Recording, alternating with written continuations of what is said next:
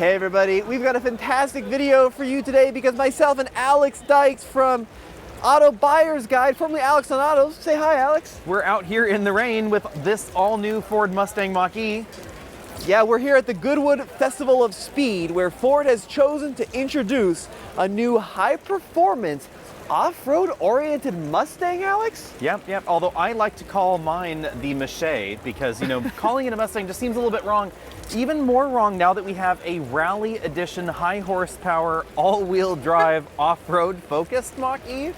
Yeah, this is something really exciting to me. So Ford has taken the Mach-E formula and they have added a little bit of spice to it. So this is a little bit of zazz. A little bit of zazz, yeah, exactly right. So this is a lifted rally version of this car with 17-inch off-road style wheels, a BF Goodrich trail terrain tire. Yeah, what does everybody think of those wheels? They look very, very 80s to me. And, a design that's very reminiscent of like Group B rally cars. Yes. With that flat finish, Oz style wheel. Really cool looking vehicle. I like it. What do you think of the front end? Let's go back to the front end because we kind of skipped over that one.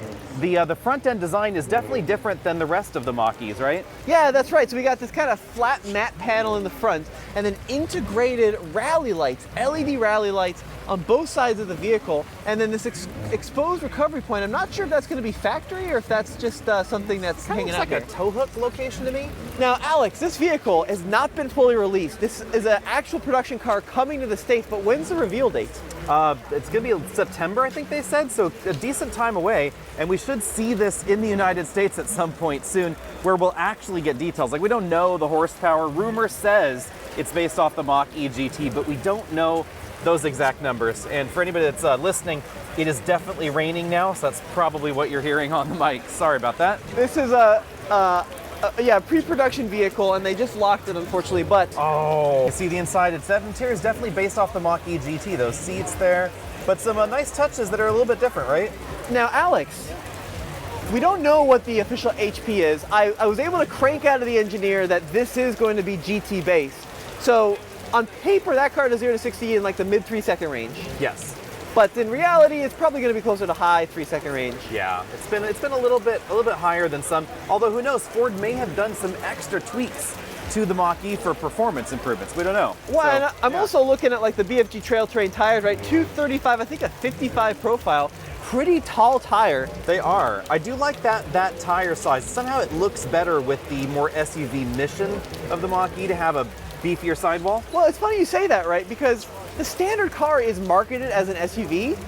Not really that tall, is it? No, it has a little bit less ground clearance than an actual Mustang GT.